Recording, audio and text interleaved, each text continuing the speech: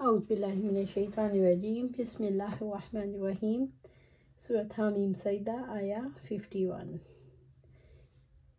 رضا وہ منہ موڑ جاتا ہے، یعنی وہ اللہ تعالیٰ کے ذکر، اس کے شکر اور ہماری اطاعت سے باہر نکل جاتا ہے، ورنہ بجانبہ اور اپنا پہلو پھیر لیتا ہے، یعنی انسان اسے دور سمجھتے ہوئے اطاعت سے پھر جاتا ہے۔ وَإِذَا مَسَّهُ الشَّرُّ فَذُو دُعَاءٍ عَرِيضٍ، اور جب اسے تکلیف پہنچتی ہے تو لمبی چوڑی دعائیں کرنے والا بن جاتا ہے، یعنی جب انسان کسی مصیبت میں گھر جاتا ہے تو ہر حالت میں کھڑے بیٹھے اور لیٹ کر ہر ممکن طریقے سے اللہ تعالیٰ سے لمبی چوڑی دعائیں کرنے لگتا ہے۔ رب العزت نے فرمایا، اور انسان کو جب کوئی تکلیف پہنچتی ہے تو وہ ہمیں اپنے پہلو پر یا بیٹھے ہوئے کھڑے ہوئے پکارتا ہے، پھر جب ہم اس کی تکلیف دور کر دیتے ہیں تو چل دیتا ہے، گویا اس نے ہمیں اس تکلیف میں پکارا ہی نہ تھا جو اسے پہنچی ہو۔ ایسے ہی حد سے گزر جانے والوں کے لیے خوشنما بنا دیا گیا جو عمل کیا کرتے تھے۔ سورہ یونس آیا 12۔ ابو یحییٰ صہیب بن سنان رضی اللہ تعالیٰ عنہ سے روایت ہے کہ آپ صلی اللہ علیہ وآلہ وسلم نے فرمایا، مومن کا معاملہ بھی عجیب ہے، اس کے ہر کام میں اس کے لیے بھلائی ہے، اور یہ چیز مومن کے سوا کسی کو حاصل نہیں۔ اگر اسے خوشی نصیب ہو تو اس پر اللہ کا شکر ادا کرتا ہے تو یہ شکر اس کے لیے بہتر ہے، یعنی اس میں اجر ہے، اور اگر اسے تکلیف پہنچے تو صبر کرتا ہے اور یہ بھی اس کے لیے بہتر ہے۔ اللہ تعالیٰ جب انسان پر انعام کرتے ہیں تو حق سے منہ پھیر لیتا ہے، اور اللہ اور اس کے رسول کی اطاعت سے کنارہ کشی اختیار کرتا ہے، تکبر کا اظہار کرتا ہے۔ انسان پر جب مصیبت پڑتی ہے تو لمبی چوڑی دعائیں مانگنے لگتا ہے۔ اللہ تعالیٰ سے حقیقی تعلق کے لیے اللہ کی صفات کے علم کی ضرورت ہے۔ اللہ تعالیٰ کے کلام کو پڑھے بغیر انسان صفات کا حقیقی علم حاصل نہیں کر سکتا۔ اللہ سے حقیقی تعلق کے لیے رسول اللہ صلی اللہ علیہ وسلم کی تعلیمات کا علم حاصل کرنا ضروری ہے، کیونکہ اس کے بغیر انسان کے لیے تعلق کو برقرار رکھنا مشکل ہے۔ سورۃ حامیم سجدہ آیا 52۔ کل آپ کہہ دیں، اللہ رب العزت نے اپنے رسول صلی اللہ علیہ وسلم کو حکم دیا کہ وہ کہہ دیں ان لوگوں سے جنہیں قرآن شاعری، جادوگری یا پچھلے لوگوں کی کہانیوں کے سوا کچھ نہیں لگتا، ارأیتم کیا خیال ہے تمہارا، یعنی قرآن جس کو تم جھٹلا رہے ہو یقیناً اللہ کی طرف سے ہے، ثم کفرتم بہ پھر بھی تم نے اس کا انکار کیا، یعنی علم کے بعد تم نے اس چیز کا انکار کر دیا کہ وہ اللہ تعالیٰ کی طرف سے ہے۔ من اضل ممن ہوا فی شقاق بعید، تو اس شخص سے زیادہ گمراہ کون ہوگا جو انتہا درجے کی مخالفت میں ہو، یعنی اگر یہ قرآن واقعی اللہ کی طرف سے ہو اور تم نہیں مانتے ہو، یہ بتاؤ تم سے بڑھ کر کون گمراہ ہوگا جو قرآن کی مخالفت میں نبی صلی اللہ علیہ وسلم کی ممانعت میں دور تک نکل گیا۔ اللہ تعالیٰ نے قرآن مجید پر ایمان نہ لانے والوں کو ان کی غلطی کا احساس دلایا ہے۔ اللہ تعالیٰ نے بے یقینی کی حالت سے نکلنے کے لیے سوال کیا، اگر یہ قرآن اللہ کی طرف سے ہو اور آپ نے نہ مانا تو یہ بتاؤ اس سے بڑا گمراہ کون ہوگا جو حق کی مخالفت میں دور نکل جائے، یعنی تم ایک رخ سے دیکھ رہے ہو، دوسرا رخ دیکھ کر سامنے رکھ کر دیکھو، یہ قرآن کو جھٹلا کر گمراہ ہو کر بدبختوں میں شامل ہو گئے تو سوچو پھر انجام کیا ہوگا۔ سورۃ حامیم سجدہ آیا 53۔ سنریہم آیاتنا فی الآفاق، جلد ہی ہم انہیں اپنی نشانیاں دکھائیں گے دنیا کے کناروں میں۔ اگر تمہیں اس کی حقیقت اور صحت میں کوئی شک ہے تو اللہ تعالیٰ تمہیں اپنی نشانیاں دکھائے گا اور دلائی قائم کرے گا، مثلاً آسمان اور زمین کی نشانی، اور ایسے بڑے بڑے حوادث دکھائے گا جنہیں اللہ تعالیٰ وجود میں لاتا ہے، جو صاحب بصیرت کے لیے حق پر دلالت کرتے ہیں۔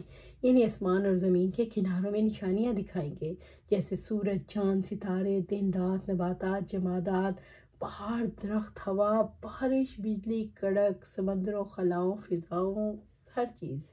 اس سے مراد مشرق اور مغرب کے افق ہیں، یعنی دور دراز علاقے جن کو فتح کو اللہ نے آسان کر دیا۔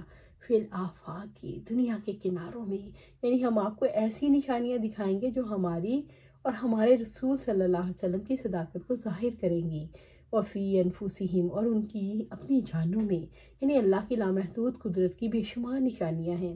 اس آیت کے دو مطلب ہیں اور دونوں ہی درست ہیں۔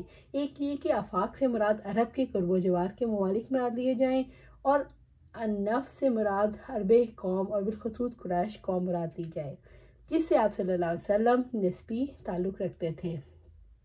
اس لحاظ سے آیت کا جو مطلب ہے وہ تاریخ کے اوراق پر ثبت ہے۔ چند ہی سالوں میں قریش سرداروں کو ذلت سے دوچار ہونا پڑا اور کفر و شرک کی کمر ٹوٹ گئی۔ آپ کی زندگی ہی میں کفر و شرک کو عرب کی سرزمین سے دیس نکالا مل گیا، اور ابوبکر رضی اللہ تعالیٰ عنہ اور عمر رضی اللہ تعالیٰ عنہ کے دور میں بیت پہ در پہ فتوحات کے نتیجے میں عرب کے ارد گرد کے ملکوں میں اسلام کا جو بول بالا ہوا، ہر ایک نے اپنی آنکھوں سے دیکھ لیا۔ دوسرا یہ کہ آفاقی آیت سے مراد کائنات میں ہر سو بکھرے ہوئے اللہ کے عجائبات مراد لیے جائیں، اور آیت نفس سے مراد انسان کے اندر کی دنیا لی جائے، جنہیں بالترتیب عالم اکبر اور عالم اصغر سے تعبیر کیا جاتا ہے۔ اس لحاظ سے اس کا مطلب یہ ہوتا ہے اس کائنات میں اور انسان کے اندر اللہ تعالیٰ کی تعداد نشانیاں ہیں، ان سب کا نہ انسان آج تک احاطہ کر سکا اور نہ ہی آئندہ کمی کر سکے گا۔ انسان کو کائنات اصغر کہنے کی بھی کئی وجوہات ہیں، جن میں ایک یہ ہے کہ کائنات میں جو چیزوں کی خصوصیات اس میں موجود ہیں، مثلا زمین پر جو اشیاء پائی جاتی ہیں وہ جمادات سے تعلق رکھتی ہیں، یہ نباتات اور حیوانات سے۔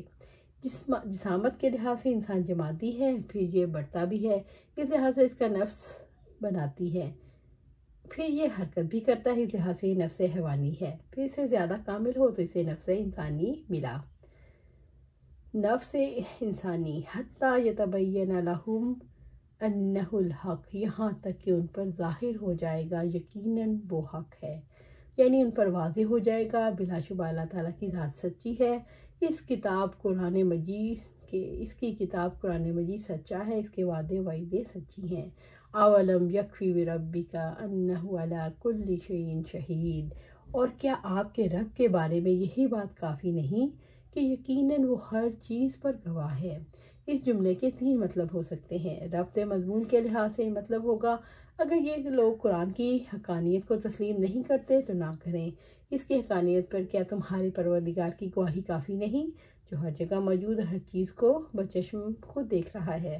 دوسرا مطلب یہ ہے کیا ان لوگوں کے اپنے کرتوتوں سے رک جانے کے لیے یہ بات کافی نہیں کہ آپ کا پروردگار ان کی ہر حرکت دیکھ رہا ہے۔ اور تیسرا مطلب یہ ہے ہمیں معلوم ہے کہ کافر آپ کو کن کن طریقوں سے ستا رہے ہیں، پھر کیا آپ صلی اللہ علیہ وسلم کی اطمینان کے لیے بات کافی نہیں کہ اللہ تعالیٰ ہر چیز پر خود گواہ ہے اور انہیں ان کی کرتوتوں کی سزا دیے بغیر نہیں چھوڑے گا۔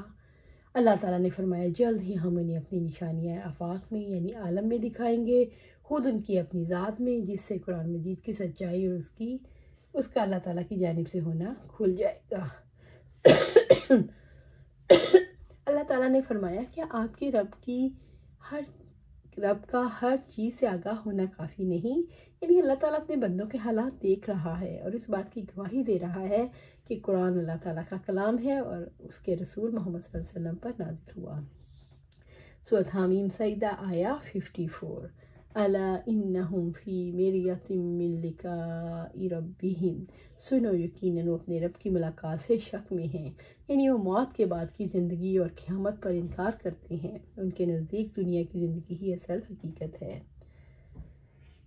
الا انہ بکل شیء محیط، سنو یہ یقیناً وہ ہر چیز کا احاطہ کرنے والا ہے۔ اللہ تعالیٰ اپنے علم، قدرت، عزت، بادشاہت اور غلبے کی وجہ سے سب پر غالب ہے۔ یہ بات اس لیے کہی گئی کہ لوگوں کے قرآن مجید پر ایمان نہ لانے، اس پر عمل نہ کرنے کا سبب یہ ہے کہ ان کے دلوں میں کوئی خوف نہیں۔ اللہ تعالیٰ نے انسان کی نفسیات کی باریکیوں سے واقف ہونے سے، انفس و آفاق پر گرفت ہونے سے، لوگوں کے شعور کی خرابیوں سے آگاہ ہونے کے حوالے سے یہ شعور دلایا ہے کہ اللہ تعالیٰ ہر چیز کا احاطہ کیے ہوئے ہیں۔ اللہ تعالیٰ نے محیط کی بات اس لیے کی کہ اللہ تعالیٰ کے لیے قیامت کا وقوع مشکل نہیں، تمام مخلوقات پر وہ غالب ہے، وہ جو چاہے کر سکتا ہے۔ اللہ سبحانہ تعالیٰ دعا ہے ہمیں قرآن و سنت پر عمل کرنے کی توفیق دے، اس پر جمع دے اور قرآن اور جنت الفردوس میں اعلیٰ مقام پر اپنے پاس گھر عطا فرمائے۔